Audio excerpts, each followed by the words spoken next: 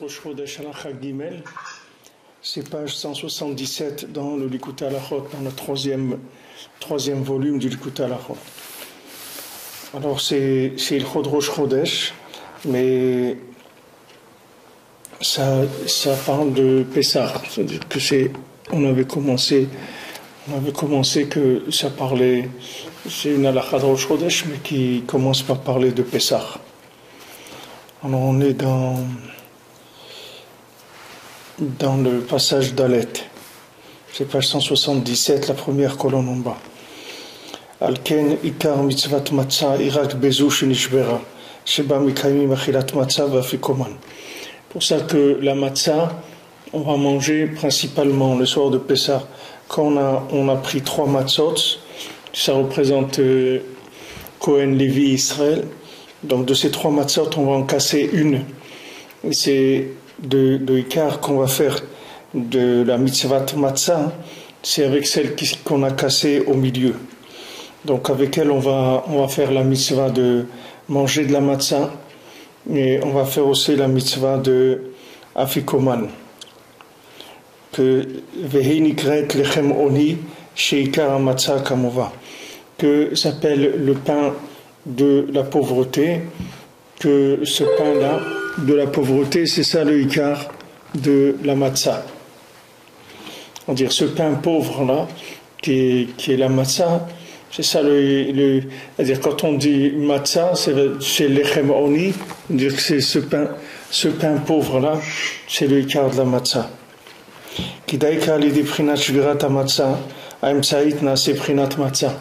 Parce que précisément en cassant cette matzah du milieu, c'est de ça que se fait la matzah. C'est-à-dire que la matzah, elle se fait en cassant celle du milieu. C'est là où on arrive au principe de la matzah. Ki be'atzma prinat shvirat chametz le matzah. Parce que cette matzah-là, elle représente le fait de casser le chametz en matzah. On avait dit que la différence entre chametz et matzah, c'est de casser le chet. C'est-à-dire la lettre chet qu'il y a dans chametz, on la casse en haut à gauche et ça devient un he, donc ça devient matzah. On dit que le quart de la matzah, elle se fait par le fait de casser celle du milieu. Dainu prinat et galut asara shenasa le deshvirat prinat halevi kanal. Que maintenant, le fait de révéler que la stara, c'est-à-dire le fait de révéler que Hachem est caché, ça se fait par le principe du Lévi, c'est-à-dire qu'on casse le principe du Lévi. Casser le principe du Lévi, parce que le Lévi, c'est tout le rapport, c'est-à-dire c'est celui qui est entre Israël et le Cohen. Vous entendez, c'est bon?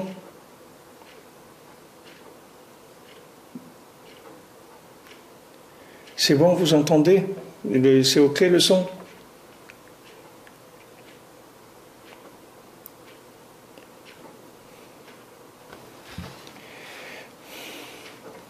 Prinat Levi Kanal, Aken Nikret Yachatz Prina Chatzot.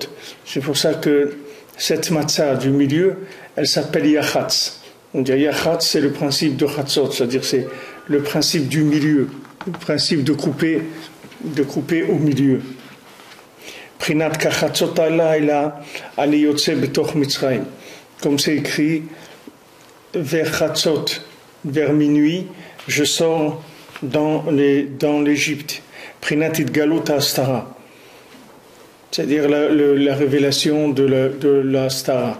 C'est-à-dire le point de Chatzot, c'est le point de cassure de la Stara. C'est-à-dire c'est le point de cassure du fait que comme on est obligé d'agir dans ce monde, qu'on est obligé de faire ce qu'il y a des actions. Dans ces actions-là, il y a une emprise de beaucoup de choses négatives dans le monde de l'action. Le Lévi, c'est celui qui se trouve dans le monde de l'action. Le Lévi, c'est celui qui représente la gvura, la rigueur. C'est-à-dire le Lévi, c'est le côté féminin de la Kedusha. C'est l'application. C'est-à-dire que tout ce qui est application s'appelle Lévi. Lévi, c'est la chose accompagnée. les lavot accompagnés. Donc dans le principe du Lévi, il y a une emprise de la clipa qui est plus forte que dans les autres. Alors dans les 3 matzot qu'on a, qui sont Cohen, Lévi et Israël, alors on va casser celle du milieu, qui représente le Lévi, représente la matzah du Lévi. C'est là où on va faire la cassure, parce que toute la stara, elle vient du fait qu'il y a des applications dans le monde, c'est-à-dire qu'on vit dans un monde de matière et un monde où on fait des choses, c'est-à-dire qu'on doit faire des choses, on doit appliquer des choses. Et ces applications, c'est là où il va y avoir tous les détournements, toutes les erreurs possibles. Donc maintenant, ce principe qu'on fait, on dit yachatz, c'est-à-dire yachatz, on casse cette matzah du Lévi en 2. Ça, c'est le principe de chatzot. On dit chatzot, Hachem dit, voilà, à chatzot, je sors dans l'Égypte, c'est-à-dire à Chatzot, je sors en Égypte, c'est-à-dire à Chatzot, on va sortir de la Hastara, c'est-à-dire on va sortir du principe de la Hastara, c'est-à-dire c'est la cassure, la sortie de la Hastara. Donc on était dans l'union de la matzah, ici il parle de la matzah et du fait que quand on casse la matzah, on casse celle du milieu, qui représente le Lévi.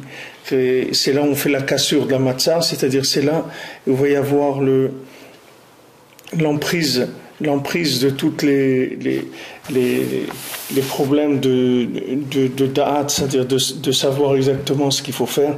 C'est quand on va passer dans les applications. Dans les applications, dans le mode de vie, c'est là où il va y avoir des choix, et c'est là où il faut être mégalé la stara. C'est-à-dire c'est là où il faut révéler le fait que Hachem est caché. Donc en Égypte, c'est Achatzot, c'est-à-dire ce qui s'appelle Chatzot. Dans le mot Chatzot, il y a le mot Yachatz, c'est-à-dire casser. C'est à ce moment-là que Hachem se révèle en Égypte. Prinat il Galut Astara Kanal. Et c'est aussi Machar Kiddush. Et ça, on le fait après qu'on ait fait Kiddush. Donc ici, on parle de Ilchot Pesach, mais c'est inclus dans Ilchot Rosh Chodesh. D'accord, c'est dans la Halachot de Rosh Chodesh, dans l'écoute Halachot. Qui est Kiddush ou Prinat Mikra Kodesh. Parce que le Kiddush, c'est Mikra Kodesh. C'est-à-dire, quand on fait Kiddush, dans le Kiddush, il n'y a pas d'interprétation possible. Parce que ça, c'est l'appel de la Gdusha. C'est-à-dire, c'est le monde de la Gdusha. C'est le monde dans lequel il n'y a pas d'emprise de la Sitra. Alors Rabbi Nathan dit, on appelle le Kodesh, c'est-à-dire on appelle la sagesse et la conscience d'Hachem qui sont la vitalité. Et ça va sanctifier la journée. Alors maintenant, grâce à ce da'at là, on peut être mégalé la stara, c'est-à-dire on peut révéler ce qui est caché. Donc la première chose qu'on va faire, c'est le kiddush. Une fois qu'on va faire kiddush, à ce moment-là, après, on a la conscience qui est assez claire pour pouvoir rentrer dans les applications, c'est-à-dire rentrer dans le principe du Lévi. Alors, He, Rabbi Nathan dit, paragraphe G, He, Vekan ha-ben shoel. Alors à ce moment-là, le fils, il demande Manishtana, il demande quelle est la différence de ce soir avec les autres soirs. Après qu'on a cassé la matzah du milieu, Hainu a Lévi, c'est-à-dire le Lévi.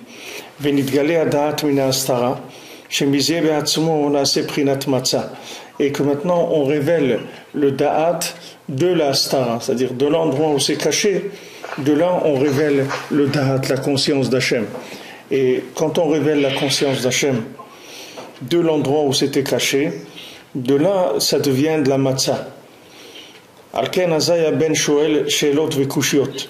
Et à ce moment-là, le fils, il demande des questions, des explications. Manishtana, aynu prinat machloket sheu sheelot vekushiot.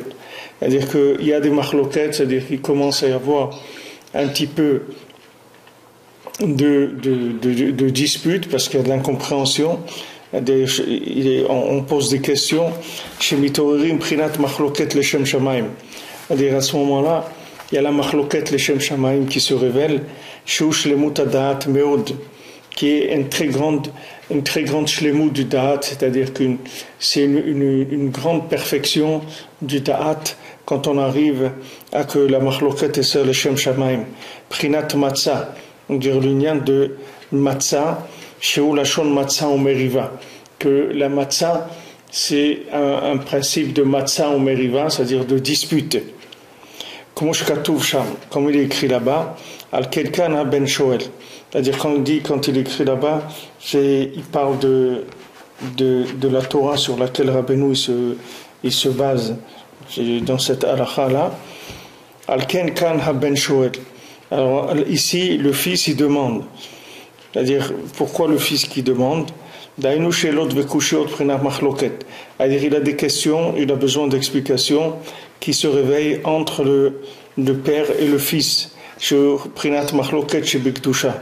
Que ça, c'est la Machloket qui est dans la Kdusha. Machloket Shammai et Hillel, qui est la Machloket entre Shammai et Hillel. Sheud Gadol, Da'at Gadol Meot ve Kiyum Haolam. Que c'est un grand Da'at et c'est un Kiyum du Olam. C'est-à-dire que tout le monde y tient sur cette Machloket-là. C'est-à-dire le fait qu'il y a une Machloket entre Shammai et Hillel, qu'il y a deux façons d'approcher l'absolu dans le relatif, c'est-à-dire le fait qu'il y a deux angles, comment approcher l'absolu par rapport à dans ce monde-là, puisque ce monde-là, il est basé sur des choses qui sont opposées. C'est-à-dire quand on parle de spirituel, de matériel, de corps, de neshama, alors il y a toujours deux côtés.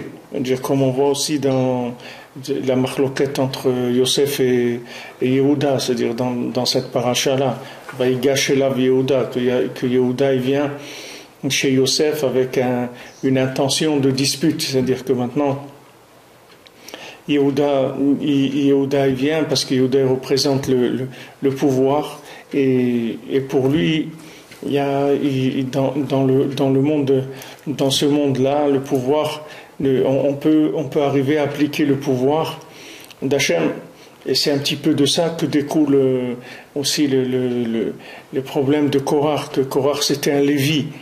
Le principe du Lévi, c'est des gens qui sont dans l'application et ils comprennent pas qu'il y a des gens qui font pas les choses, qui les font pas bien, ils comprennent pas ça. Tout de suite, ça les met et ça leur donne une sensation qu'il y a quelque chose qui va pas et ils ont envie de se disputer, c'est-à-dire d'attaquer ça, de dire mais comment. C'est ce et Korach il a dit à Moshe Rabbeinu, il a dit mais ils ont tous entendu la Torah au Har Sinaï. Tous ces gens-là, ils ont entendu la Torah. Pourquoi tu veux faire de la Torah au rabais? C'est-à-dire pourquoi tu veux les arranger, essayer de les aider, appliquer, etc. Chacun il a son libre arbitre. Il a qu'à choisir le bien et le faire, c'est tout.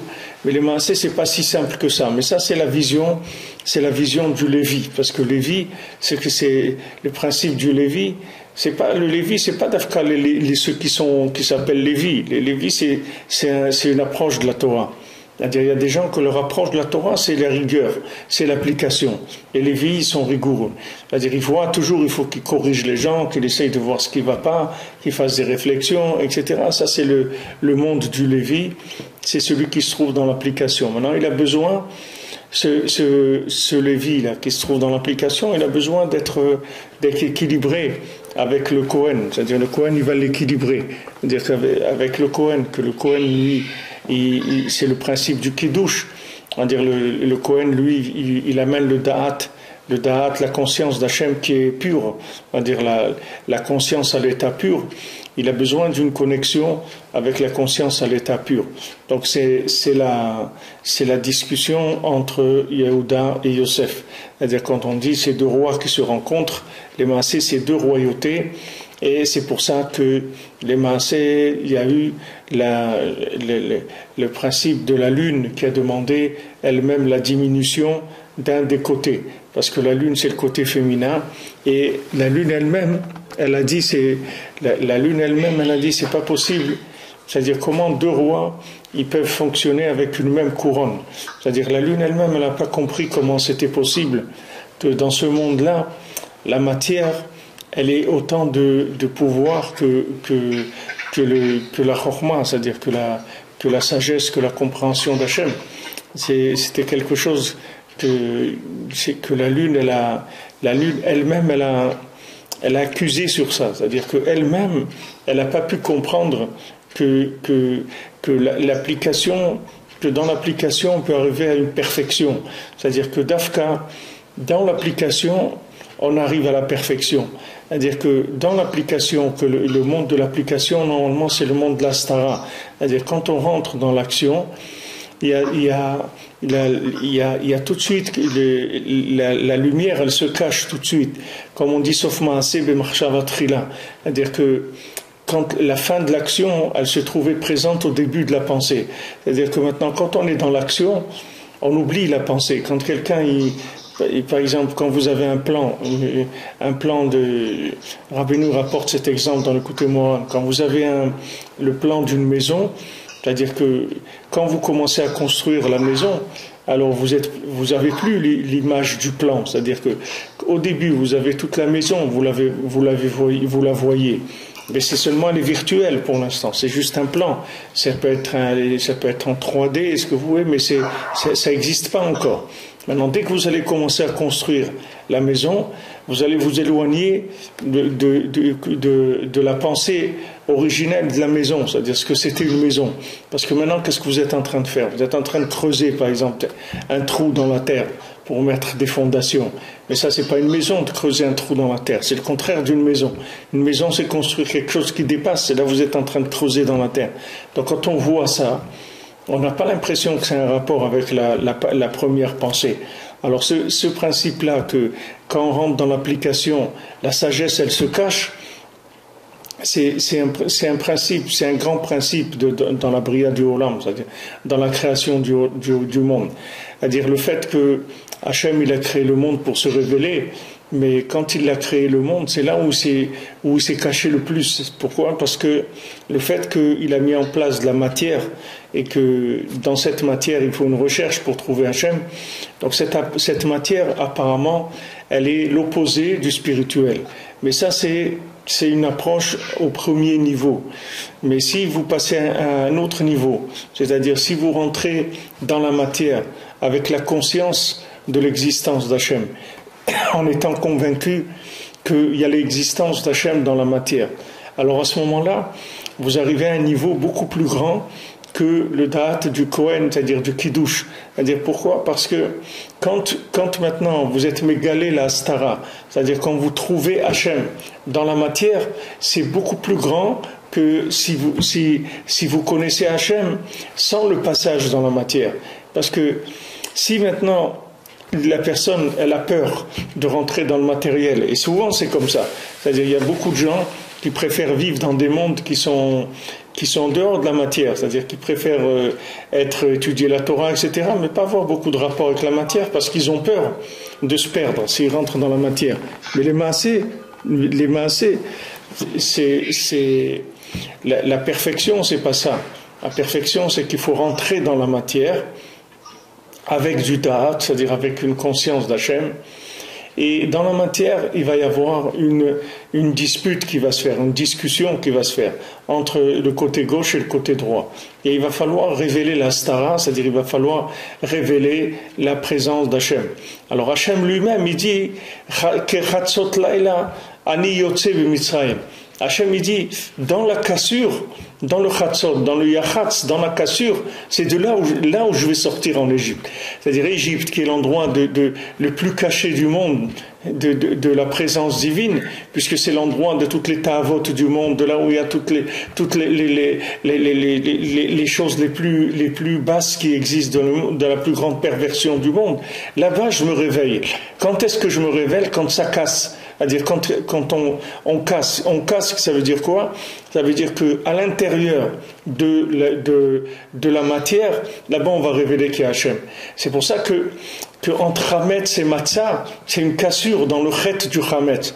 Maintenant, on aurait pu faire que la Matzah en elle-même, elle est quelque chose. Pourquoi on a besoin de faire dépendre la Matzah du Hametz? C'est-à-dire que les maaseh, vous avez la même chose, vous avez une pâte. Cette pâte-là, elle peut devenir Hametz, ou peut devenir de la matzah. C'est-à-dire, ou c'est de la matzah, ou c'est du chametz. Mais c'est la même pâte. C'est-à-dire qu'il n'y a pas de... Même si vous ne mettez pas du levain dans la pâte, si vous attendez trop longtemps, elle devient du chametz. Mais on ne peut pas attendre longtemps. Vous ne pouvez pas préparer des matzot, de la pâte pour les matzot et attendre 2 heures ou 3 heures pour le faire. C'est le maximum, c'est 18 minutes. Vous ne pouvez pas attendre plus. Si vous attendez plus que 18 minutes, ça devient du chametz. Donc vous voyez c'est la même notion, c'est pas deux choses différentes.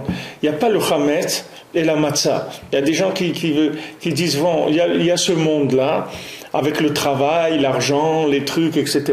Et puis il y a le monde spirituel, des gens qui sont dans la spiritualité. Mais ça, c'est pas du tout la conception de la Torah. La Torah, c'est pas ça. La Torah, c'est pas ça. C'est toute la différence de la Torah avec tout ce qui peut être proposé dans le monde comme idéologie, c'est ça. Où il y a des idéologies de la matière, où il y a des idéologies du spirituel.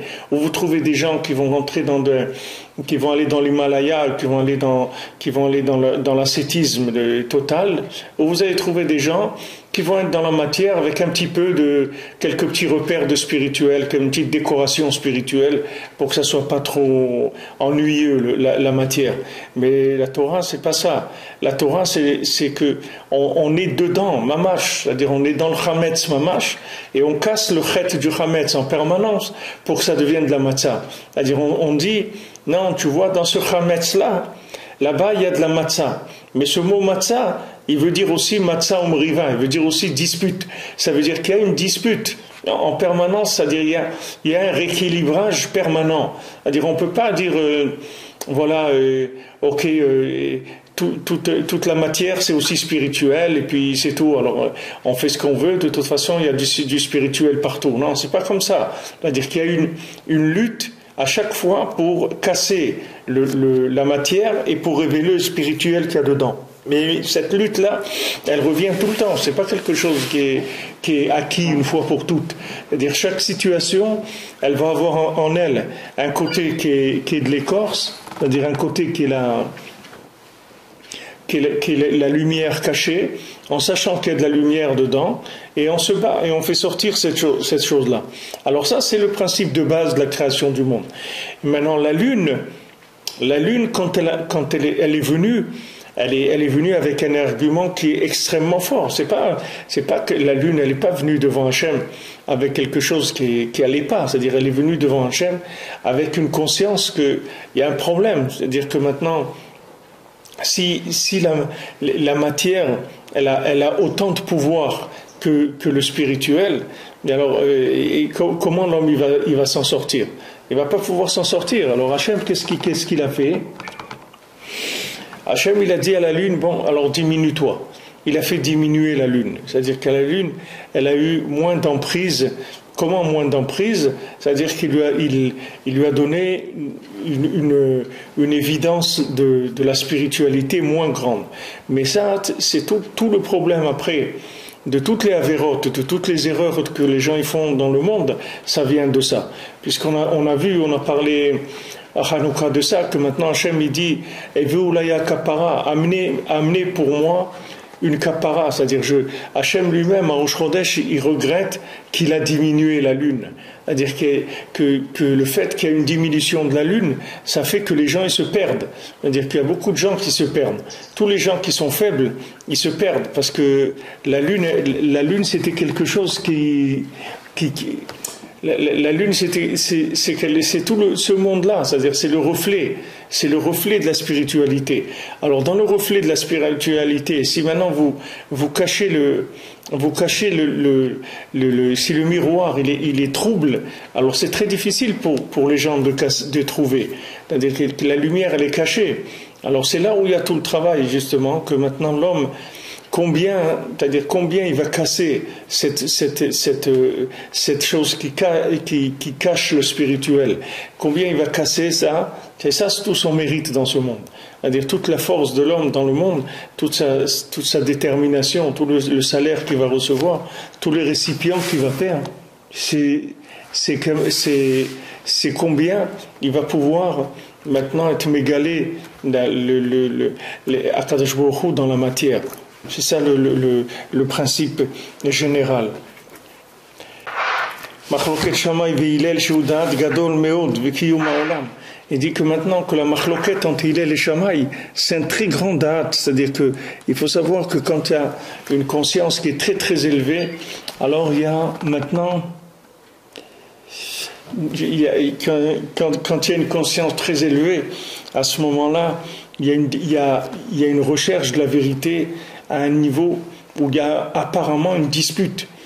Mais ce n'est pas une dispute comme quelqu'un interprète une dispute qui vient des mauvaises midotes des gens. C'est-à-dire, c'est pas ça. C'est-à-dire, la machloquette qui est entre Hillel et Shammai, c'est pas une machloquette de midot. C'est pas une machloquette que des gens ils sont mal construits, alors ils se disputent. C'est pas ça. C'est une dispute dans la recherche, c'est-à-dire dans la façon de révéler la lumière. Et ça, c'est une très grande date. Et ça, dans la vie, on en a besoin. Il y a des fois dans la vie, on a besoin d'aller complètement vers Hillel, et il y a des fois, on a besoin d'aller complètement vers Shammai. C'est-à-dire qu'ici, le côté Shammai, il n'existait pas dans le monde. Il y a beaucoup de gens, jamais ils pourraient faire tchouva dans leur vie. Il y a besoin, à des moments, du côté de Shammai, qui est un côté très extrême. Mais des fois, on en a besoin, parce que sinon, on peut pas avancer. Et on a besoin du côté de Hillel, bien sûr que Hillel c'est le principal dans le monde. Parce que maintenant, toute la création du monde et son maintien, c'est par la dispute, la discussion qu'il y a dans la Kedusha. Quand c'est dans la Kedusha, il y a une discussion, alors c'est tout le maintien du monde, il est là-dessus. Parce que c'est ça qui permet de trouver Hachem, parce que ce monde-là, comme il est conçu, c'est une dispute en soi. C'est-à-dire, Hachem, il a vidé le monde de sa présence pour pouvoir créer le Halalapanou, ce qu'on appelle le néant. Et dans ce néant-là, il a créé tout le temps, la matière, etc. Mais d'un autre côté, Hachem, il est présent dedans. Parce que si on dit que Hachem, il n'est pas présent dans ce néant-là, c'est pour ça que le mot néant, c'est-à-dire c'est comme on dit halal apanouille aussi, le vide, il est vide, c'est qu'apparemment il est vide, mais il n'est pas vide, parce que s'il est vide, alors il y a plus, c'est terminé, on est perdu s'il n'y a pas une présence divine dans ce vide-là. Donc il faut savoir que dans cette matière-là, dans ce vide qui a été fait, que Hachem il s'est retiré sur les côtés, il a créé un vide dans lequel il a créé la matière, il y a aussi une présence de l'infini là-dedans. Donc tout le maintien du monde, c'est de savoir qu'il y a cette contradiction en permanence. Que cette contradiction, c'est la base de la vie, c'est la base de l'existence. C'est-à-dire, quand vous voyez un corps, vous voyez bien que dans ce corps-là, il y a une âme. Sinon, un corps, c'est un morceau de viande, il n'y a rien du tout. C'est des os, de la viande, des organes, c'est que de la matière. Mais vous voyez bien qu'il y a une âme dedans. C'est évident qu'il y a une âme. Quand l'âme, elle s'en va, et le corps, il pourrit, il n'est rien du tout. Mais d'un autre côté, ce monde-là, c'est pas un monde d'âme, c'est un monde de corps, c'est-à-dire c'est un monde d'action. Alors dans cette action-là, on doit révéler la présence d'Hachem. À l'intérieur de ces actions-là, il faut révéler qu'il y a Hachem.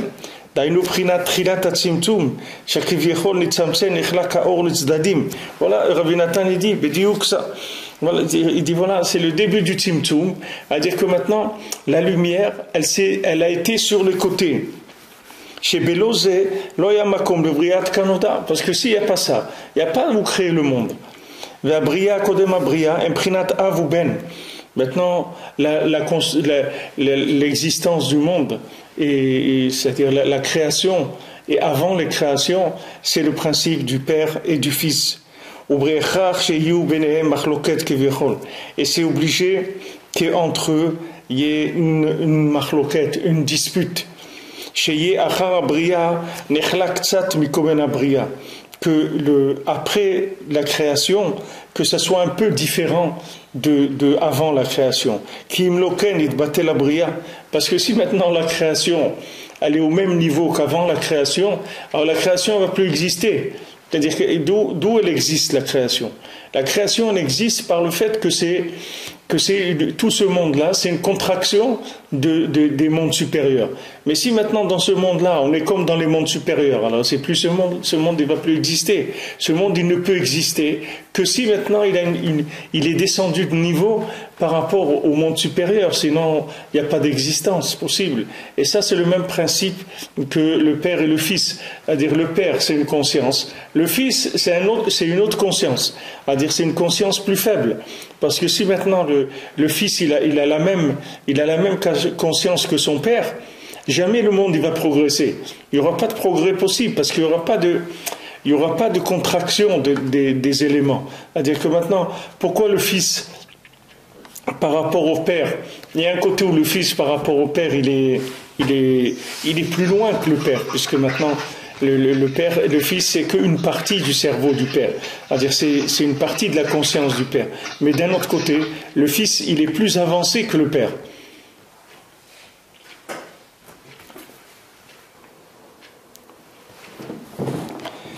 Donc sur le principe du Père et du Fils, c'est normal qu'il y ait une incompréhension, c'est-à-dire une certaine question entre le Père et le Fils, parce que le Père par rapport au Fils, ça représente avant la création.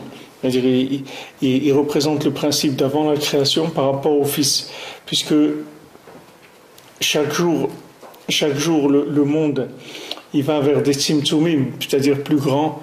C'est-à-dire c'est d'un côté il y a un développement dans le raffinement de la matière, etc.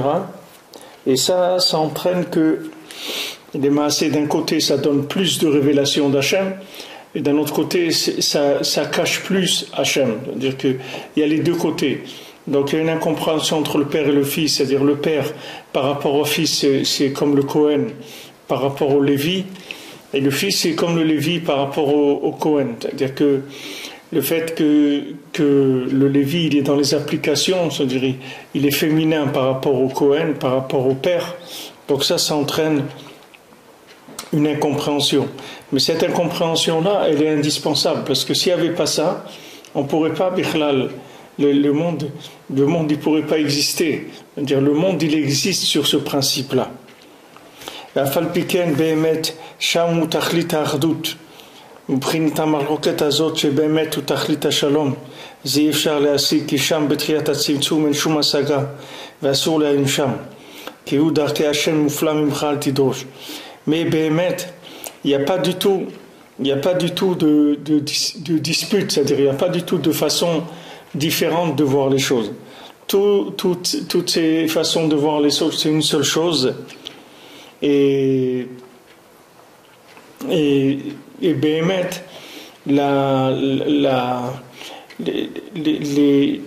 tous les tzimtzumim qu'il y a dans le monde, ces tzimtzumim, c'est-à-dire ces contractions de la vérité, c'est la vérité elle-même, elle est contractée, c'est tout. Il n'y a aucune différence. Le fait qu'elle est contractée et la vérité à son origine, c'est-à-dire avant la création du monde, il n'y a aucune différence. C'est uniquement le fait qu'elle est contractée. Donc, Béhémet, il n'y a pas une dispute sur le fondement des choses. C'est uniquement par rapport à l'approche que c'est une compréhension qui est différente. Et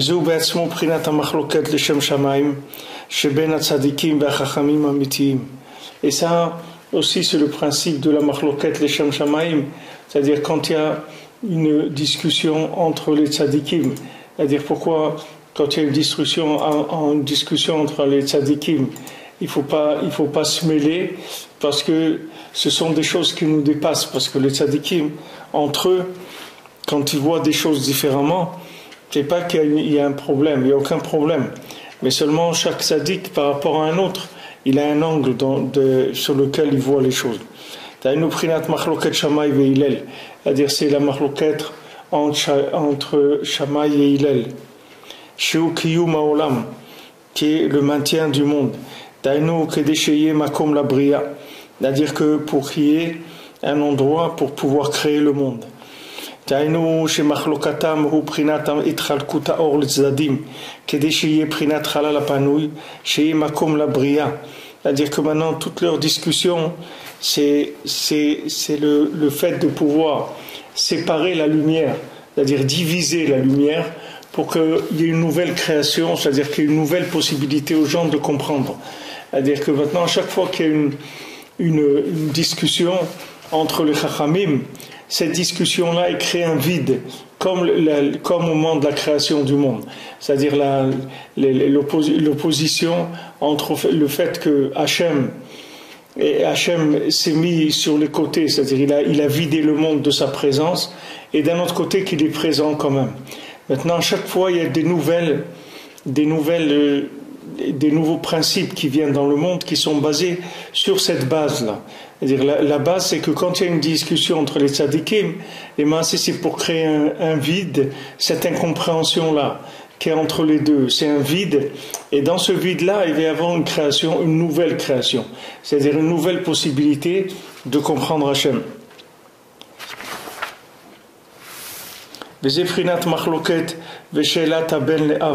Et c'est ça la discussion, c'est-à-dire pourquoi le fils il demande au père. Prinat machloket Shammai ve Hillel, c'est-à-dire la discussion qui est entre Shammai et Hillel, Shiu Kiyum Haolam, qui est le maintien du monde.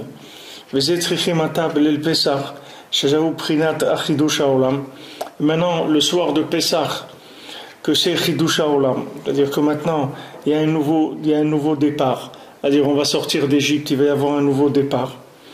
Parce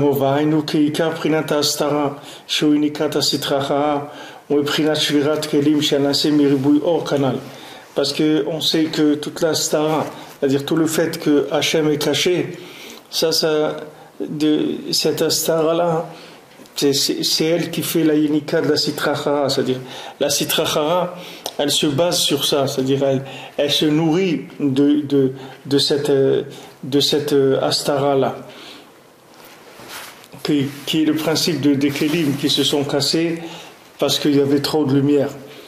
Du moment où il y avait trop de lumière, alors il y a eu des récipients qui se sont cassés, et la cassure de ces récipients, ça a donné la possibilité au mensonge d'exister.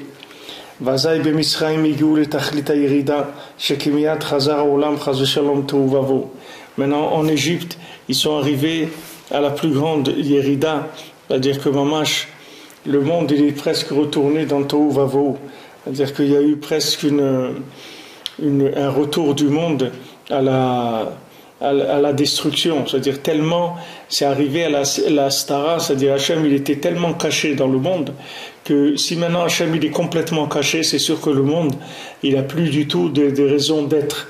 C'est-à-dire toute la raison d'existence du monde, c'est de pouvoir trouver Hachem. Sinon le monde il n'a plus de raison d'exister. Maintenant en Égypte, ils sont arrivés à une telle astara, c'est-à-dire que c'était tellement caché la lumière d'Hachem que comme c'est écrit qu'ils sont arrivés au 49e port de la Touma et s'étaient rentrés dans la 50e, alors le monde il aurait été détruit. Donc ils ont eu l'obligation de revenir et de réparer le monde à nouveau. C'est-à-dire de fait de faire une machloket Shem Shamaim, c'est-à-dire une dispute, une discussion, ça a permis une recréation du monde. C'est-à-dire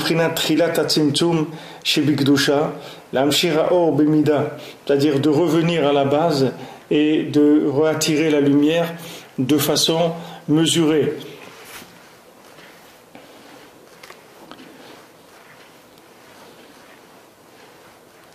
Que ça c'est le maintien du monde.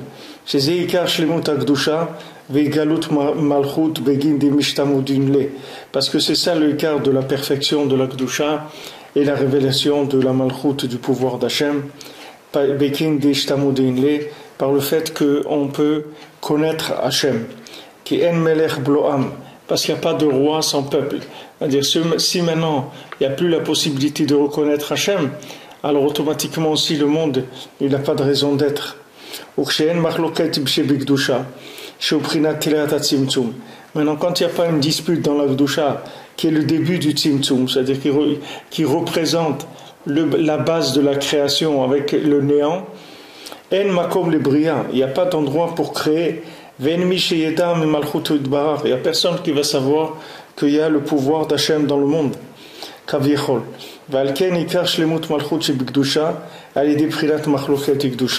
C'est pour ça que maintenant toute la perfection de la malchut de la Gdusha, c'est-à-dire du pouvoir de la Gdusha, c'est par la machloket qu'il y a dans la Gdusha. C'est-à-dire le fait que maintenant il y ait des avis qui soient opposés, apparemment opposés. Alors c'est le fait qu'il y a des avis apparemment opposés, ça crée un vide. Et dans ce vide-là, il va y avoir la création possible du monde. C'est-à-dire à chaque fois que les maasé, il y a une machloket entre des tzadikim, des tzadikim véritables, entre cette discussion qui est entre les tzadikim, ça va permettre une nouvelle approche de la révélation d'Hachem. C'est-à-dire c'est pouvoir révéler Hachem sous un angle où il n'était pas révélé jusqu'à présent. C'est-à-dire ça permet une nouvelle recherche. C'est pour ça qu'on fait des différences, c'est-à-dire des différences le soir de Pessah, pour que le fils il demande Manishtana, c'est-à-dire pour que le fils il dise qu'est-ce qu'il y a comme différence ce soir. Les horaires machloket shibikdusha, c'est-à-dire qu'on veut réveiller la machloket shibikdusha, c'est-à-dire on veut que maintenant il y a une nouvelle approche en réveillant des avis différents. D'Afka en réveillant des avis différents. On veut qu'il y ait des avis différents qui se manifestent. Et pourquoi? Parce que ces avis différents, ils vont permettre de comprendre des choses qu'avant on ne pouvait pas comprendre.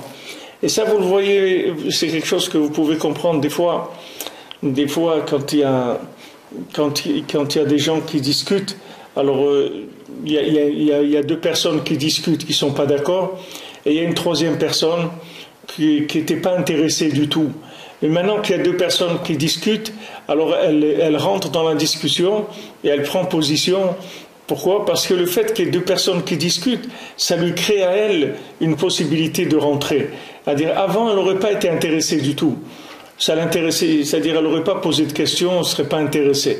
Maintenant, le fait qu'il y a deux personnes, par exemple, à table ou dans l'assistante, qui commencent à discuter entre eux, ça, on voit que ça donne la possibilité à des gens de participer, de se manifester, alors qu'avant, ils ne pouvaient pas se manifester. Vazaï Mesaprim Agada. Et à ce moment-là, on commence à raconter la Agada. Kiliskot le machloket le shem shamaim ou alidé anacha. Parce que d'être zoché de machloket le shem shamaim, c'est-à-dire d'être zoché d'être dans une dispute, mais dans la Gdusha, c'est-à-dire que Chaz Shalom, c'est pas une dispute de midot du tout. C'est par la anacha, c'est-à-dire que par le fait qu'on soupire. Par le fait que maintenant on soupire parce qu'on cherche du souffle de la Gdusha, c'est-à-dire on soupire, ça veut dire qu'on expire l'air qu'il y a dans nos poumons pour chercher un air nouveau, pour tirer une vitalité nouvelle. Ça enlève la tristesse et ça enlève la morsure du serpent, le poison du serpent.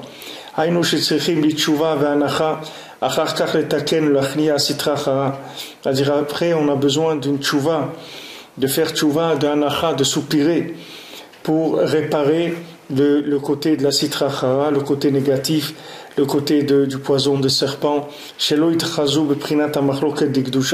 il ne faut pas maintenant que le côté négatif il profite de la dispute pour se mêler, c'est-à-dire lui, c'est-à-dire le côté négatif qui a une dispute, lui va essayer de tirer ça vers une plus grande astara encore. C'est-à-dire dire voilà, tu vois, ils se disputent, etc. C'est-à-dire il va tirer cette différence de vision des choses pour essayer de l'exploiter dans le négatif. C'est Prinat Mashkatav Rabbeinu Zoneoraya Irsham, chez Saïch les Zaker ou Taïch Hashamaim. Rabbeinu il a écrit là-bas qu'il faut purifier le ciel. D'aïno Machloket Shibikdusha, chez Esh Umaim. C'est-à-dire le ciel, Shamaim, c'est Esh Umaim, c'est de l'eau et du feu. Chez l'oye Prinat Lavsho Shamaim Kaderot, que ce ne soit pas dans le principe que le ciel il s'est habillé d'obscurité, c'est-à-dire qu'il s'est caché. Aïnou shehem lo yit'achzur sham chas v'shalom. Qu'il n'y ait pas une emprise dans la machloket, qu'il n'y ait pas une emprise dans cette discussion-là du côté négatif. Qu'il y a machloket afshei bigdusha idaat elion meod. Parce que la machloket, bien que c'est quelque chose qui est dans la gdusha, quand c'est des tzadikim véritables, c'est des discussions qui sont que dans la sainteté. C'est un très grand da'at d'Elion Meon, c'est-à-dire c'est une conscience très très élevée des choses, ou shlemut de Kedusha, c'est quelque chose qui est une perfection d'un très haut niveau. Im kolze misham mishtalshet v'yoret Hashem agia lahem achiza misham ki yadua. Mais de cette discussion-là, de cette dispute, de cette différence-là, c'est ça qui va entraîner l'existence même de la Sitra Achara. C'est-à-dire que si on prend la base du monde, le fait que maintenant Hachem il se soit retiré pour créer le monde, ça va entraîner que la Sitra Achara, elle va dire que Hachem il n'est pas là. C'est-à-dire elle va utiliser ça en disant voilà Hachem il n'est pas là parce qu'il s'est retiré, mais il ne s'est pas retiré complètement. Il s'est retiré sur les côtés pour permettre l'existence du temps et de la matière. Mais dans ce temps, dans cette matière, il y a une présence de l'infini. Mais cette présence de l'infini, elle est juste le minimum qu'il faut pour pas détruire le monde. Mais elle est présente. Alors ce principe-là de base de la création, qui est aussi un principe de renouveau à chaque fois, c'est-à-dire à chaque fois il va y avoir une discussion et il va y avoir un renouveau des fois entre des personnes.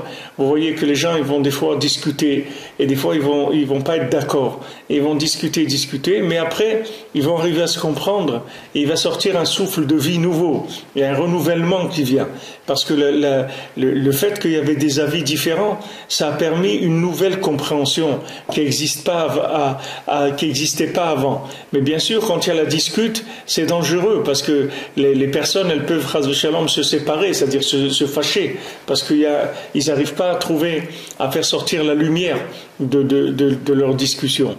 Mais si ils font ça les Shem Shamaim, ils essayent de travailler sur leur midot pour pas du tout rentrer des nerfs ni toutes sortes de choses négatives là-dedans.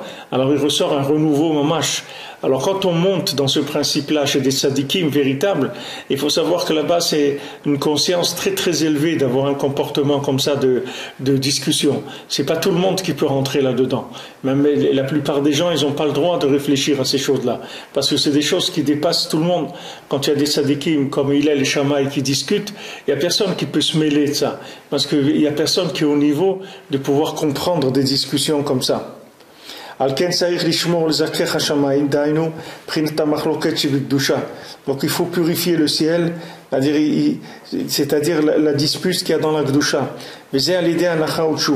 Et ça c'est par le fait qu'on soupire, qu'on fait tchouva. Quand on fait tchouva, on purifie ce principe-là. Et ça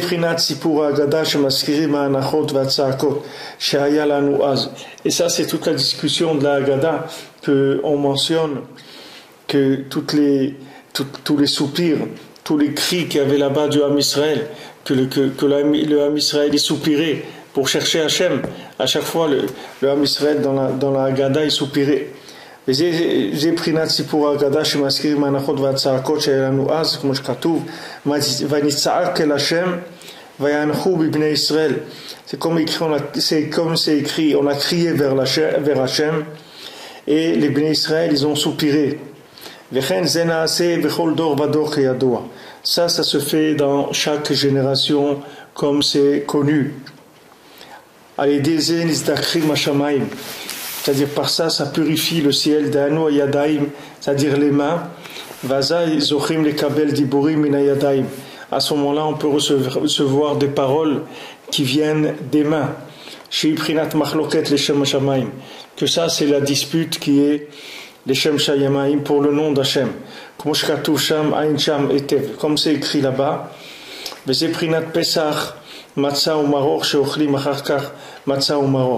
donc maintenant, les diburim des yadaim, c'est-à-dire que ça veut dire diburim des mains, ça veut dire que dans l'océan de la chokma, dans la sagesse elle-même, il y a des allusions qui sont pour chacun. Et ça, c'est les signes des mains. C'est comme quelqu'un qui fait signe à quelqu'un avec les mains. C'est-à-dire, il se trouve des mains dans le Yam HaChokhma, dans l'océan de la sagesse. Il y a des mains, c'est-à-dire, c'est des allusions pour chacun. C'est-à-dire que maintenant, tout le but, c'est d'arriver à recevoir de l'océan de la Chokhma, de la sagesse, de recevoir des choses qui vont nous concerner chacun personnellement. Et donc maintenant, après qu'on ait lu la Haggadah, alors, Zéo Prinat Pesach Matzah ou Maror, Sheochlim Achar Kach Matzah ou Maror. C'est-à-dire qu'on mange de la matzah et on mange du maror, c'est-à-dire on mange des herbes amères.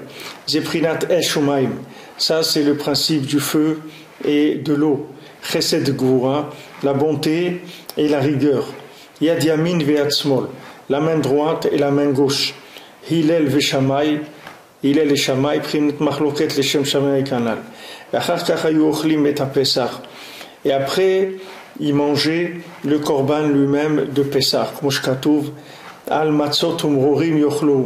Comme c'est écrit que le korban Pesach, on le mange avec les matzot et le maror et les herbes amères. Pesach ou Prinat Pesach. Maintenant, le mot Pesach, il se divise en P, qui veut dire la bouche, Sach qui parle. C'est ce que ça veut dire Pesach.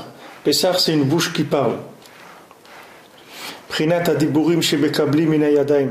C'est-à-dire, ce sont les mots qu'on reçoit des mains. Prinat Machloket Leshem Shamaim. C'est-à-dire, c'est une Machloket Leshem Shamaim. C'est-à-dire, c'est quand il y a la discussion qui est faite, mais pour trouver la vérité.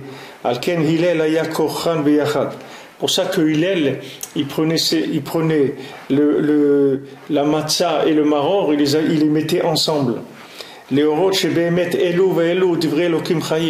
Pour montrer que les deux, c'est des paroles de vie d'Hachem.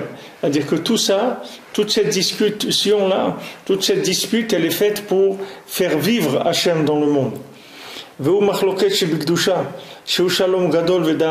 c'est de la discussion dans la Gdusha. C'est des disputes dans la Gdusha, dans des concepts de Gdusha.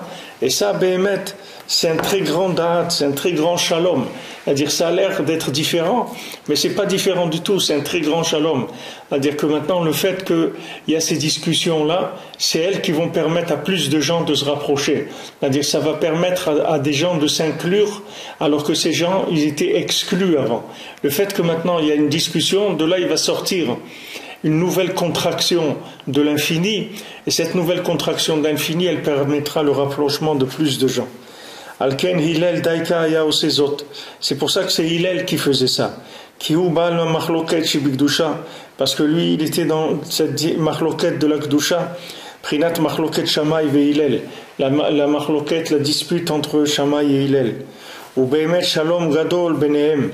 Mais Behemet, il y a un très grand shalom entre eux. Comme ils ont dit les Chachamim, l'on nimneu zemizé, c'est-à-dire jamais ils se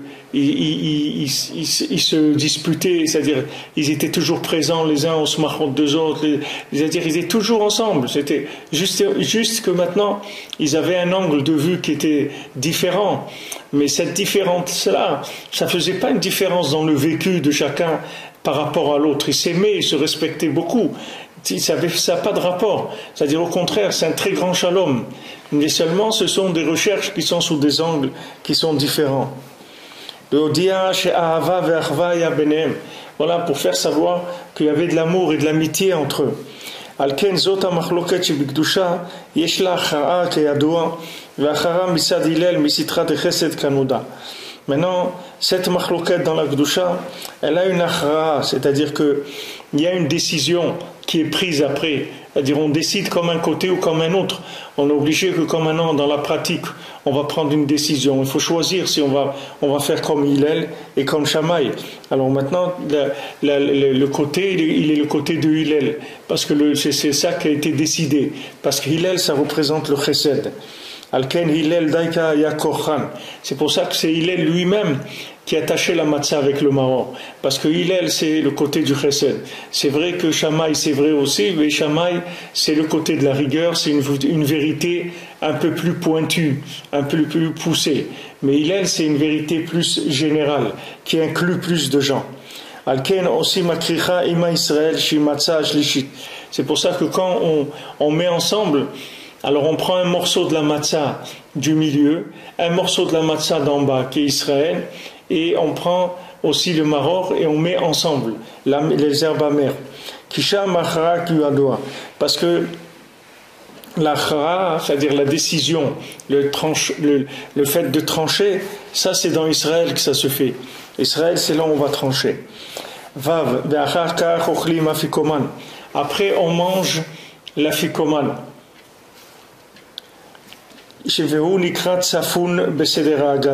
Maintenant l'afikoman, c'est le morceau de matzah qu'on mange à la fin, et ça il s'appelle tsafoun, c'est-à-dire il s'appelle caché, c'est-à-dire c'est la chose cachée. C'est-à-dire que les gâteaux qu'ils ont fait sortir d'Égypte, ils ont goûté aussi dedans la manne. C'est-à-dire que la manne, c'est pas que par rapport à ce qui leur a été donné après, quand ils sont sortis. Même ce qu'ils ont sorti avec eux d'Égypte, ça avait le goût de la manne. C'est-à-dire que même ce qu'ils ont amené avec eux d'Égypte, ça a pris le goût de la manne. Chez Otsi ou Daika, c'est-à-dire qu'ils ont fait sortir des gâteaux d'Égypte et ils avaient le goût de la manne. Maintenant qu'ils sont sortis d'Égypte et qu'il y a une révélation d'un grand da'at qui s'appelle la matzah, à ce moment-là, même dans ce qu'ils avaient eux, ils ont goûté le goût de la manne. C'est-à-dire ils ont compris que toutes les discussions qui sont le Shem Shamaim, Behemet, c'est un très grand da'at, c'est une très grande conscience d'Hachem et un très grand shalom. Prinat man, qui est la man, comme Shkatuv Sham, Ain Sham Etev. C'est-à-dire comme Rabbeinu dit là-bas dans l'écouté Moran. Mais Prinat Afikoman, c'est ça Afikoman. Afikoman, ça veut dire sortez la man. Le mot Afikou, ça veut dire faire sortir, et man, la man. Afikuman, Prinat Matzah, ils ont sorti la man, c'est-à-dire la matzah, chez Utsi ou Mitzrayim Ta'amuba Ta'amman. C'est-à-dire que la matzah qu'ils ont sorti d'Égypte, ils ont goûté dedans le goût de la manne.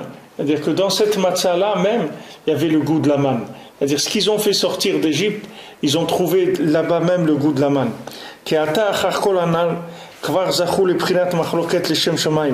Parce que maintenant, après tout ce qu'ils ont passé, ils ont été zochés de la discussion, les Shem Shamaïm. Maintenant la matzah, elle est dans sa perfection et elle a le goût de la manne.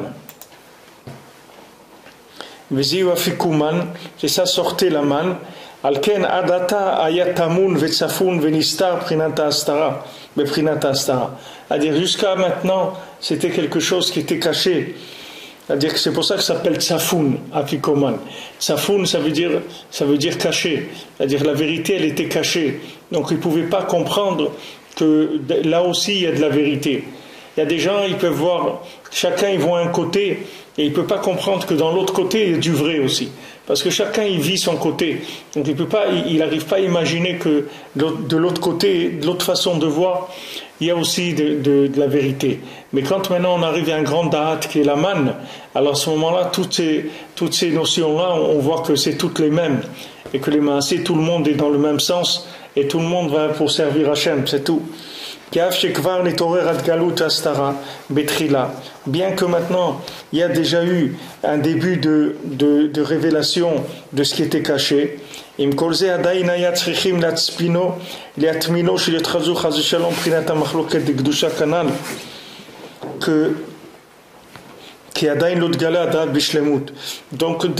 quand maintenant la machloket elle est pas encore, elle est pas arrivée à amener un da'at dans le monde, c'est-à-dire qu'on n'est pas encore conscient que en fait cette discussion là c'est pas une discussion de fond, mais c'est une discussion de forme, c'est une discussion de moyens, c'est tout.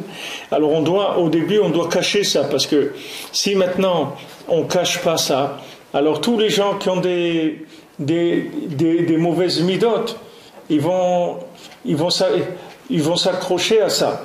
C'est-à-dire ils vont venir, maintenant que on est arrivé à un da'at gadol, à ce moment-là on peut comprendre que les disputes, les maasés qu'il y avait, c'était pas des vraies disputes, c'était des disputes qui étaient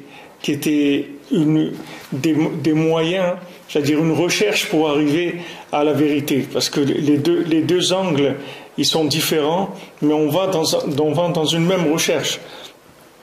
C'est le même principe que dans un couple, c'est-à-dire bien que maintenant l'homme et la femme ils aient des visions complètement différentes des choses, mais le fait qu'ils sont béchalom, ça permet de créer tout le temps des tzimtzumim qui sont des yichudim, c'est-à-dire que les enfants c'est le résultat de la différence entre le père et la mère, c'est-à-dire le fait que le père et la mère ils aient des visions opposées des choses, que le père il est Prinat Cohen et la mère elle est Prinat Lévi, c'est-à-dire que le fait que leur façon de voir soit opposée, c'est indispensable, c'est pas quelque chose c'est quelque chose qu'on a besoin que ça soit comme ça, c'est pas quelque chose qu'il faut essayer de changer, ça doit rester comme ça, c'est-à-dire que on doit pas être on doit pas avoir la même approche de la chose, mais là où il faut faire attention c'est que le but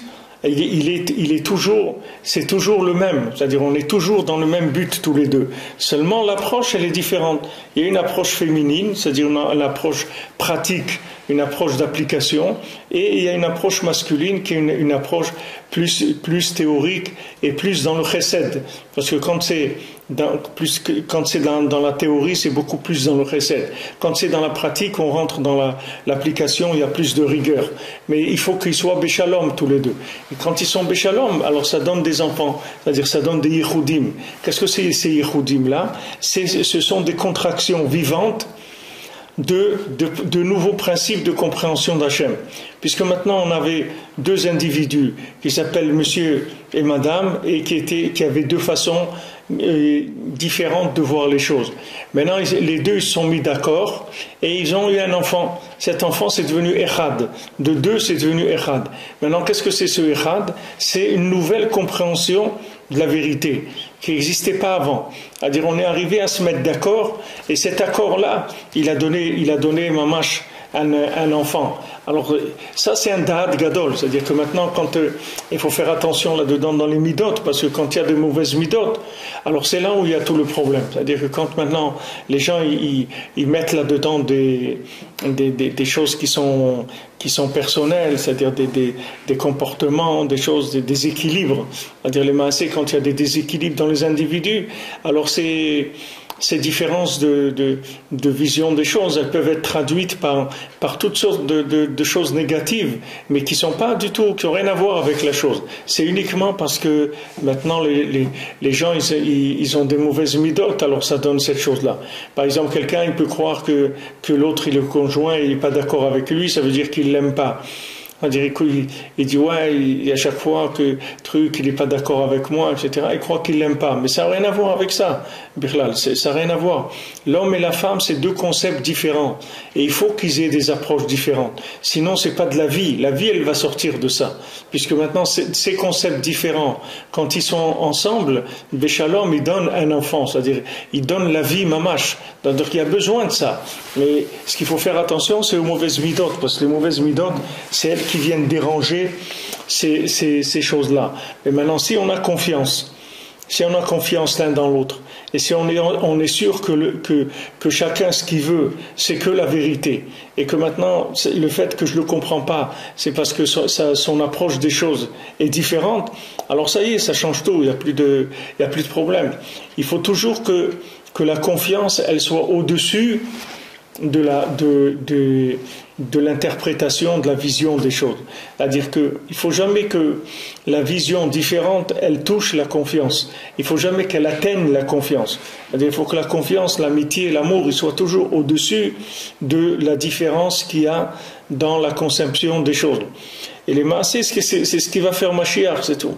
Mashiach, il va prendre tous les gens avec toutes leurs façons différentes de voir les choses et il va leur faire voir que les maasés, tout le monde veut la même chose, c'est tout. Seulement, il y a tellement d'angle de la vérité que les gens ils pensaient comme ça et celui pensait comme ça. Et il y en a qui se sont éloignés de la vérité à cause de la différence dans l'approche. Parce que quand vous prenez une différence d'approche et que vous mettez là-dessus des mauvaises midotes, alors ça peut faire vraiment un éloignement de la vérité. Parce que la personne, elle voit des choses qu'elle ne comprend pas. Et maintenant, quand elle ne comprend pas, vécu avec des mauvaises midotes, avec des mauvaises mesures, avec un déséquilibre, ça donne un éloignement de la vérité. C'est pour ça qu'on se lave les mains 2 fois dans le seder de la Haggadah, on se lave 2 fois les mains.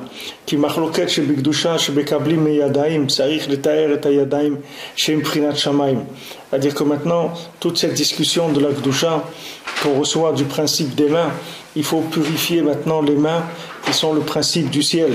C'est-à-dire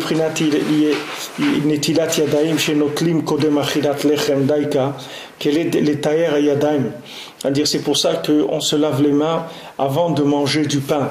Pourquoi? Pour purifier les mains. Pour que le pain il soit du pain du ciel, c'est-à-dire que ce soit de la manne.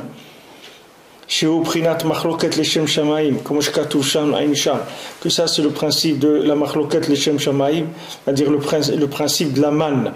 Man ça veut dire manhu. Man c'est quoi? Ça veut dire que c'est manhu c'est quoi? Adam aussi c'est gematria ma.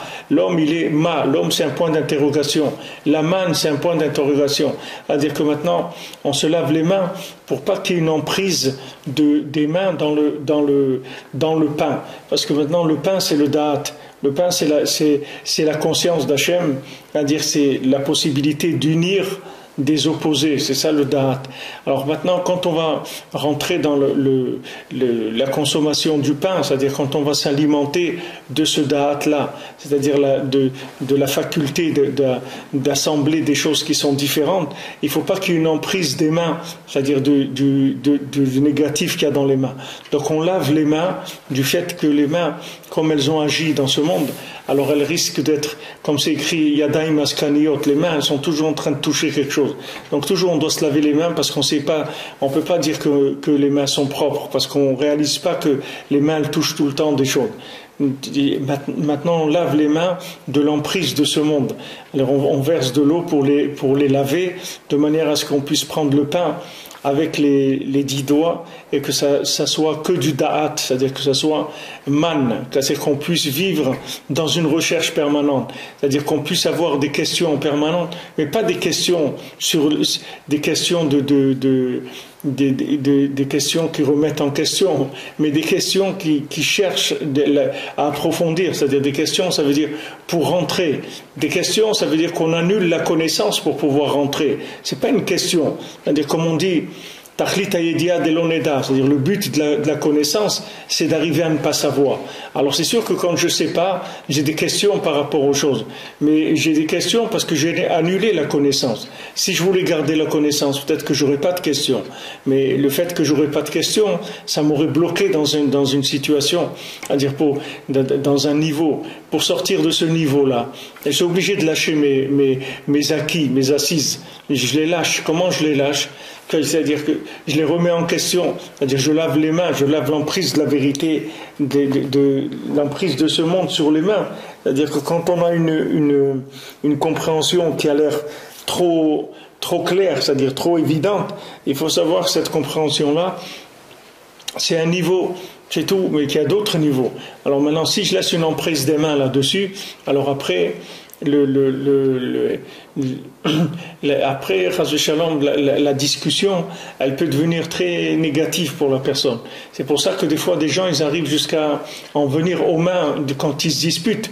Ils peuvent lever les mains les uns sur les, parce que c'est ce principe-là. Ce principe-là, c'est-à-dire que les mains, elles arrivent à dominer et que la personne, elle se laisse prendre par des concepts qui sont très matérialisés. Donc, comme elle-même, elle est déséquilibrée dans ses mesures, elle est incapable de vivre des différences comme ça. C'est-à-dire, moi je peux pas concevoir que les gens ils ont pas la même façon de voir les choses. Mais c'est ça la vie. La vie, c'est qu'on n'a pas la même façon de voir les choses. Sinon il n'y a plus de vie. C'est une usine. C'est-à-dire c'est une usine, c'est des robots. C'est plus on a besoin d'avoir une différence en permanence. Quand Moshe Rabbeinu dit Anachnouma, nous on est quoi? C'est-à-dire les sadikim, c'est des gens qui acquièrent pas la connaissance de façon définitive, même pas une minute. Même pas une minute. Rabbeinu dit chaque fois qu'il respirait différemment. C'est-à-dire c'était de l'air nouveau. Jamais il restait avec une compréhension. Le temps qu'il la manipule, le temps qu'il la fasse descendre dans ce monde, c'est tout. Après ça y est, il restait pas avec cette compréhension-là. Donc tout le temps, il se nourrissait d'une nouvelle compréhension. Rabbeinu dit ça pour le Ta'anit. Il dit quand quelqu'un est jeune, alors, quand quelqu'un est jeune, alors il dit que maintenant aujourd'hui il n'a pas mangé. Donc d'où il va tirer la vitalité de la veille, de ce qu'il a mangé la veille. Maintenant s'il jeûne encore plus, il va tirer la vitalité de l'avant-veille. Et maintenant il dit quelqu'un, il peut arriver à tirer la vitalité même du lait qu'il a pris de sa maman au début de la vie. Tellement quelqu'un il peut remonter le temps avec le jeûne, avec le principe du jeûne. Maintenant dans la compréhension c'est pareil. Quand quelqu'un il s'habitue à ne pas matérialiser sa compréhension, il monte. Il monte plus haut. Maintenant, quand il va monter, s'il annule encore cette compréhension, il va monter. Jusqu'à ce qu'il arrive au début même de la matérialisation du monde. Il peut arriver très très haut. C'est là où les tzadikim, les grands tzadikim, ils arrivent. À dire que, parce qu'ils sont en question permanente. C'est pas qu'ils ont des questions. Pas qu'ils ont des questions sur les choses. C'est qu'ils sont remis en question permanente de ce qu'ils ont compris. Dès qu'ils ont compris quelque chose, ils savent que ça, c'est momentané. C'est juste pour maintenant, c'est tout. Mais cette chose-là, elle se comprend différemment à un autre niveau. Donc, sans arrêt, ils remettent ça en question. וזהו בחינת נטילת ידיים אחר ההגדה, שבחינת צעקה והנחה, שעל ידי זה מתארים הידיים כמו שכתוב שם. Donc maintenant, quand on fait נטילת ידיים après la Haggadah, on fait avant la Haggadah et après la Haggadah. Après la Haggadah, c'est le cri et le soupir vers Hachem, parce que le maaseh, on comprend rien. Alors quand on crie vers Hachem, ça purifie les mains. כמו שכתוב שם, על כן אזי תקף רחצה שנוטלים ומתארים ידיים. Alors ça, on appelle rachza, c'est-à-dire laver, c'est-à-dire qu'on lève les mains et on les purifie. ואזי זוכים מבחינת מצה ומרור ואפיקומן. Et à ce moment-là, on est זוכים du principe de la matzah, du maror, d'afikoman, מבחינת מחלוקת לשם שמיים, qui est le principe de la dispute, לשם שמיים, c'est-à-dire pour le nom d'Hachem. על כן גם בתחילה קודם ששוברים האמצעית שאזי הוא תחילת התגלות בחינת מצה. C'est pour ça qu'au début, avant de casser la matzah du milieu, qui est la matzah du Lévi, c'est-à-dire qu'on va commencer la révélation d'Hachem, qui est le principe de la machloket leshem shamaim, rochatzim yedehem gamken beprinat tarat hayadayim. À ce moment-là, on lave aussi les mains, c'est-à-dire on lave deux fois les mains, avant de casser la matzah du milieu et après la Haggadah qu'on va faire motzi. Ces deux fois on se lave les mains, c'est deux purifications. Prinat shne mine mikvaot, deux sortes de mikvaot, achad bitrilat itgalut adat. Tout ça, après, je vais ouvrir un petit peu. C'est des choses qui sont très concentrées. On va essayer, Bezant Hashem, après, on va ouvrir un petit peu. C'est-à-dire deux mikvaot. C'est-à-dire, il y a deux mikvés. C'est-à-dire, deux fois aller au mikvé. C'est-à-dire, achad bitrilat itgalut adat. C'est-à-dire, une fois on lave, c'est-à-dire au début de la révélation de la conscience, shu trilat tshuva, qui est le début de la tshuva, ve'achad kishezochin itgalut adat bishlemut, ve'tshuva bishlemut. Et après, quand on arrive à la révélation de la conscience parfaite, et qu'on arrive à faire tshuva de façon parfaite, venitakrim she'em prinat pesach v'shavuot. Et à ce moment-là, il y a la réparation, qui est le principe de Pesach et de Shavuot. Qui bitrila kesheyatzou Israël mitzrayim zachou le mikvé. C'est-à-dire au début, quand ils sont sortis de Béni Israël d'Égypte, ils ont été zochés d'un mikvé. Qu'est-ce que c'est un mikvé? C'est un da'at qui kulam tavlou az, parce que tout le monde s'est trempé à la sortie d'Égypte. ואחר כך על ידי הספירה שהם ימי תשובה שחוזרים לתקנים כל הפגמים, אחר כך זוכים לתיקון גדול בשלמות. Maintenant après, quand on commence à rentrer dans Sfirat HaOmer, alors là on commence à réparer dans les détails, dans chaque Sphira, dans chaque Mida, on répare, c'est-à-dire on commence à faire tchouva chez Beshlemut. Alors on arrive à ce moment-là à un grand da'at, un très grand tikkun, c'est Prinat Shavuot, Prinat Mikveh shel Shavuot. Après on est zoché du Mikveh de Shavuot, c'est Prinat Shte Arechitzot, ça c'est les deux fois qu'on se lave. Qu'il est tilat yadayim ou prinat tahara, prinat mikvé, parce que de se laver les mains, c'est se purifier, c'est comme aller au mikvé. Aïno, c'est pas que ça a la valeur du mikvé, mais c'est le même principe que le mikvé. Daïno anetila ve'al tahara, betrilat haidgalut adat, c'est-à-dire qu'il y a d'abord à se laver, se purifier au début, quand on a pris conscience de l'existence des choses, c'est-à-dire de l'existence de la vérité, de l'existence d'Hachem. Prinat machloket, prinat matzah. Après, quand on est zoché du da'at, à ce moment-là encore il faut se purifier.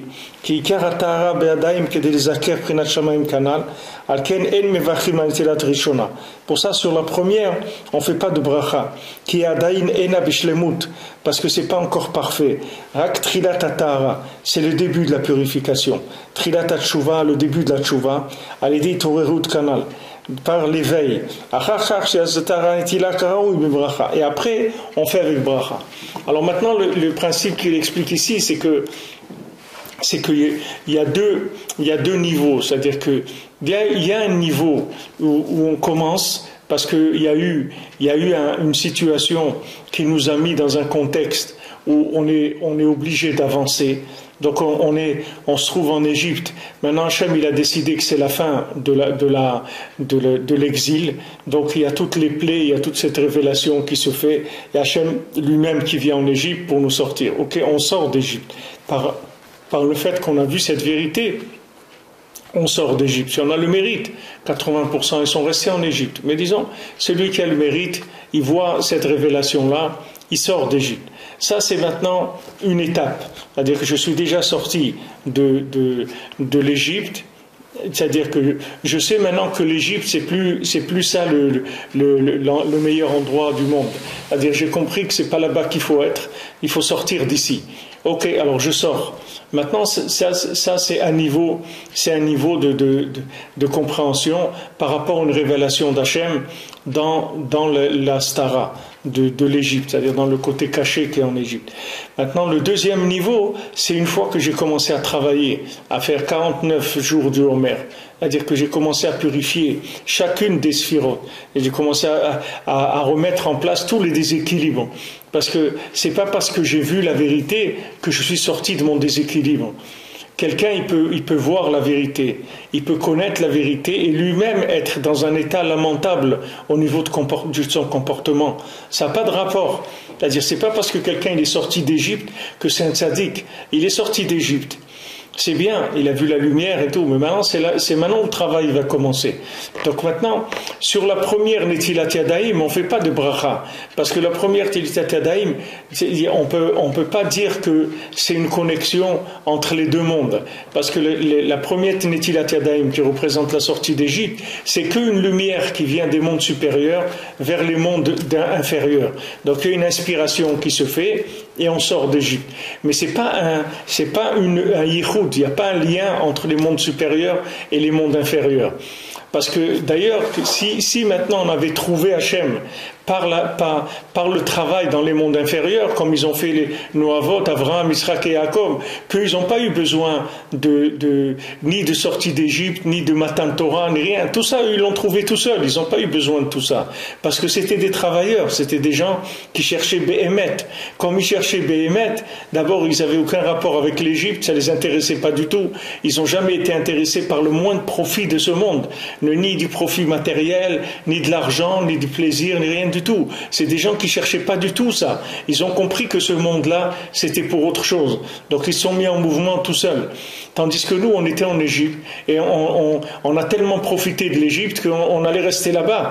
Maintenant, Hachem, il nous a fait sortir avant la fin parce qu'il a vu qu'on avait consommé tellement qu'on allait disparaître dans Chas Shalom en Égypte, comme 80% qui ont disparu en Égypte. C'est-à-dire qu'on allait tous disparaître là-bas. Donc Hachem, il a envoyé une lumière d'en haut. Mais cette lumière-là, c'est pas le fruit de ma recherche. C'est pas du tout le fruit de ma recherche. C'est pas le fruit du rééquilibre de l'individu dans ses midot. Donc maintenant on sort avec cette lumière, mais on ne peut pas faire Netilat Yadayim avec bracha. C'est-à-dire on se purifie, parce que on va se purifier maintenant de l'emprise de l'Égypte, mais c'est pas un lien entre le haut et le bas. Tandis que quand maintenant on va commencer à compter la Sfirat HaOmer, à ce moment-là, on va commencer à émettre un travail dans les midot, c'est-à-dire on va commencer à rééquilibrer la machine. C'est-à-dire on va mettre en place toutes les midot, le chesed, la gvura, le tiferet, le nessach, le hod, yesod, toutes les midot, on va les mettre en place. C'est ça le but des 7 semaines de la sphira.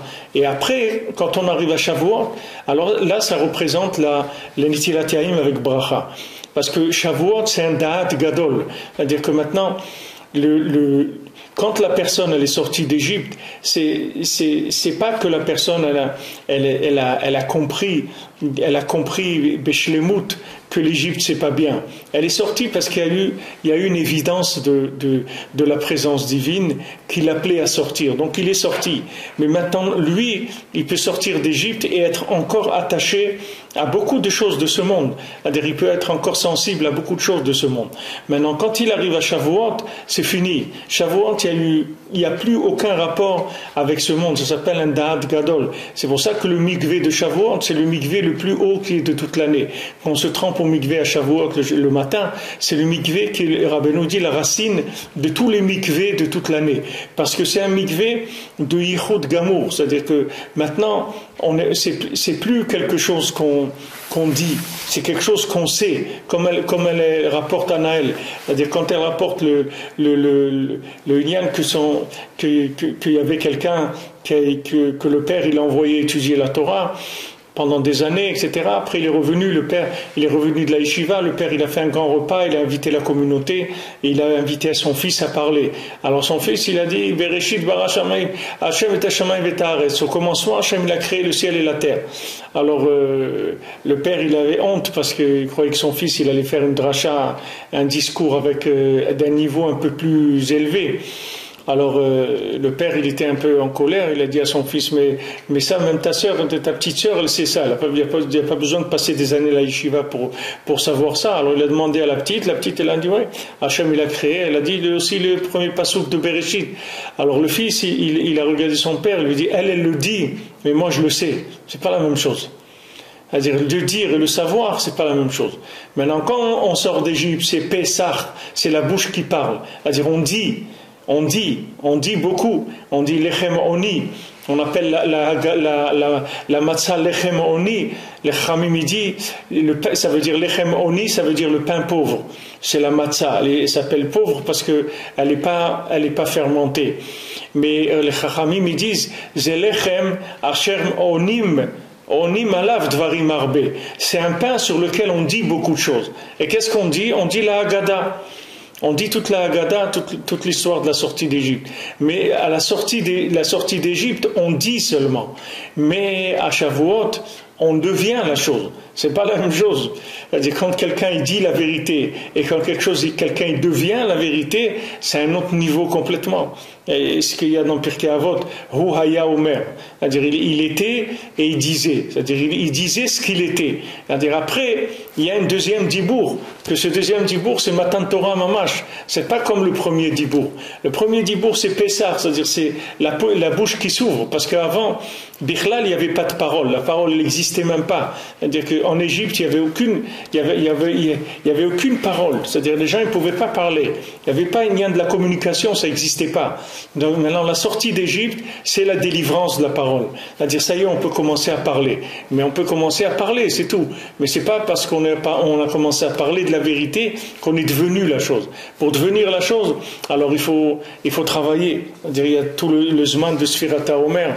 C'est-à-dire, on va travailler chaque jour, on va compter le Homer. C'est-à-dire, on va commencer à se languir, à désirer vraiment cette vérité-là. C'est-à-dire que chaque jour du Homer, c'est est-ce que tu veux vraiment? C'est-à-dire, est-ce que c'est ça que tu veux? Voilà, on t'a fait sortir, mais c'est ça que tu veux le vraiment, c'est ça que tu veux. Alors maintenant, chaque jour, tu vas prouver que tu veux, parce que tu vas compter pendant 49 jours. C'est-à-dire, compter, ça veut dire tu vas passer dans chaque mida, et là-bas, tu vas montrer que dans chaque mida, dans chaque comportement, c'est Hachem que tu cherches. Donc ça va te rééquilibrer toutes les midotes. Et une fois que tu as équilibré toutes les midotes, alors c'est plus uniquement que tu vas dire, tu vas devenir.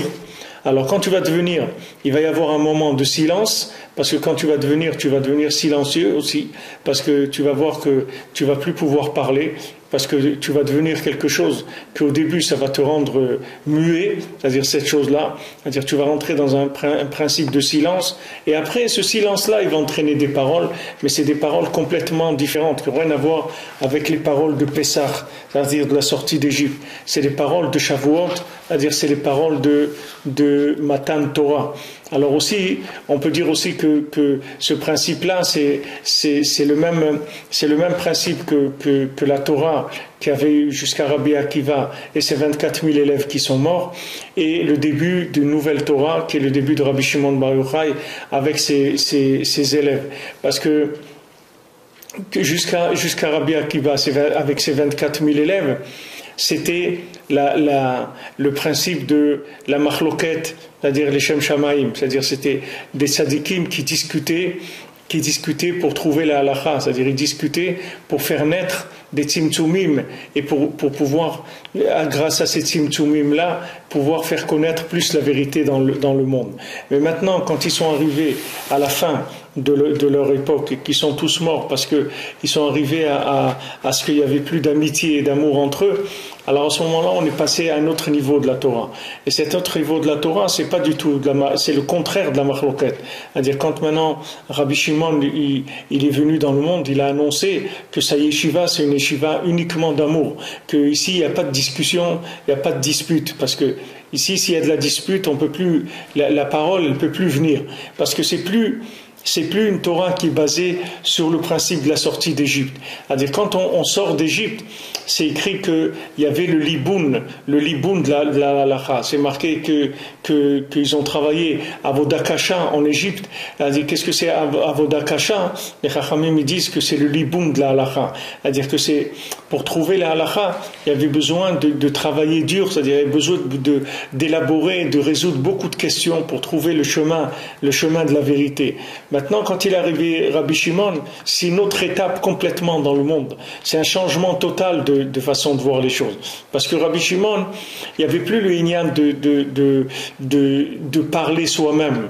C'est-à-dire que ça devient Patar Ve'ama. C'est-à-dire qu'on voit dans le Zohar, Patar Rabbi Shimon Ve'ama.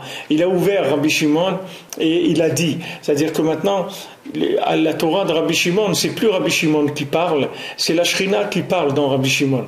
C'est-à-dire que ça, c'est ce qui est après Matan Torah. C'est-à-dire le Matan Torah, c'est quelque chose, c'est-à-dire le moment quand la personne elle arrive à Matan Torah, ça ne veut pas dire quelqu'un il étudie la Torah, c'est pas ça Matan Torah. Matan Torah, c'est quelqu'un il est devenu de la Torah. C'est pas qui dit de la Torah avec sa bouche, c'est qu'il est devenu lui-même de la Torah.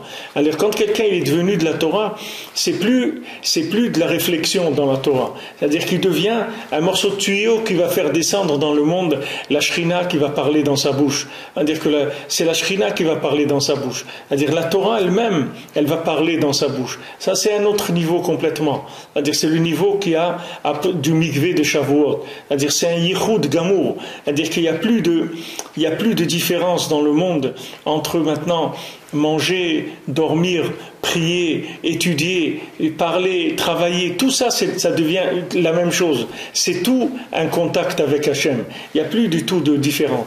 Ça, c'est le date de Shavuot. Mais ça vient après qu'il y a eu 49 jours de travail pour rééquilibrer les midot. Parce que tant que les midot elles sont déséquilibrées, c'est impossible d'arriver à ça. Quelqu'un il peut pas devenir de la Torah s'il n'arrange pas ses midot, c'est impossible. C'est-à-dire quand il est démesuré dans sa façon d'être, c'est impossible qu'il puisse avoir une révélation comme ça. C'est-à-dire il se trouve encore dans le côté dur de la Torah, c'est-à-dire qu'il doit travailler beaucoup pour arriver à trouver la halakha, c'est-à-dire à trouver son chemin.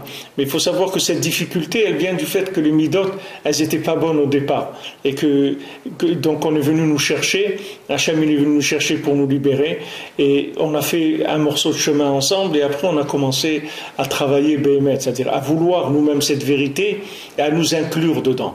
C'est-à-dire tout le travail de Sfirat HaOmer, d'arranger les midot, c'est pour s'inclure dans l'infini. C'est ça les midot. Les mesures, c'est pour arriver à trouver juste la mesure qui nous permet de nous inclure dans l'infini. C'est ça arranger les midot. Qu'est-ce que c'est des midot? Quelqu'un qui a des bonnes midot, qui a des bonnes mesures, c'est-à-dire c'est quelqu'un, il peut s'inclure dans l'infini. C'est facile pour lui. Alors une fois qu'il a inclus toutes ces midot, il rentre mamash, il devient lui-même de la Torah. Quand Rabbeinu dit pour Itbodedut, il dit que maintenant quand on parle avec Hachem, on va discuter avec Hachem sur chaque mida, on va venir et on va inclure chaque mida dans Hachem. Jusqu'à qu'on arrive au bitoul de la mida. C'est-à-dire que ce comportement-là, il s'annule, c'est-à-dire il rentre dans Hachem. Chaque mida, chaque chose, elle s'inclut dans Hachem. Et une fois qu'on s'est inclus dans Hachem, à ce moment-là, on devient soi-même de la Torah. Ça c'est le mikvé de Shavuot. Matan Torah, c'est pas connaître la Torah, c'est pas découvrir la Torah, c'est pas comprendre la Torah, c'est devenir de la Torah. C'est soi-même on devient de la Torah. C'est-à-dire on n'est plus un individu qui a été fait avec de la matière de ce monde. On est devenu quelqu'un qui a inclus la matière dans le spirituel. C'est-à-dire c'est ça le tikkun de la levana, c'est-à-dire le tikkun de la lune. Et Rabbeinu il a dit que lui il veut que ces chassidim, ce soit des gens, il dit comme dans les marchés en Ukraine, quand ils vendaient de la peau, alors il y avait une peau qui s'appelait blanque, il y avait de la peau qui vendait des fourrures, il y avait des fourrures qui vendaient au marché, et il y avait une sorte de fourrure qui s'appelait blanque. Maintenant c'est quoi cette fourrure qui s'appelle blanque?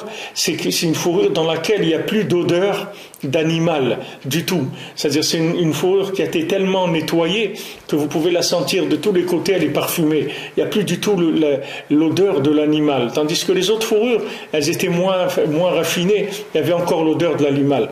Alors Rabbeinu il dit, moi je veux que mes hommes, on dit sur eux blanc, c'est-à-dire qu'il n'y a plus d'odeur de ce monde-là, qu'il ne reste plus rien de ce monde, qui s'inclut complètement dans la Gdusha. Et ça se fait par le lien de Beika. La Etza, c'est justement par la parole, c'est-à-dire d'utiliser cette parole, mais pas pour parler, mais pour devenir. C'est-à-dire utiliser cette parole pour s'inclure dans l'infini, pas pour dire des choses, mais pour s'inclure dans l'infini. Alors il y a deux niveaux de parole. Le niveau de la parole, la sortie d'Égypte, parce qu'avant c'est le mutisme total, puisque quelqu'un il sait pas ce qu'il fait dans ce monde, donc qu'est-ce qu'il va parler de quoi? Il sait même pas pourquoi il est là. Mais une fois qu'il a compris que le chemin c'est de sortir d'Égypte vers Israël, maintenant il faut qu'il arrête de parler, il faut qu'il commence à travailler. Et une fois qu'il va travailler, il va arriver à un silence, parce qu'il va arriver à une extase, c'est-à-dire à une vision tellement grande des choses qu'il va se taire, et une fois qu'après il va se taire, il va se brancher sur une parole qui est la parole d'en haut, c'est plus la parole d'en bas. Et à ce moment-là, c'est Nachal Noveam et Kochochma. À ce moment-là, ça y est, c'est les dibours de la Shrina, de la Gdusha qui sort, les Hashem.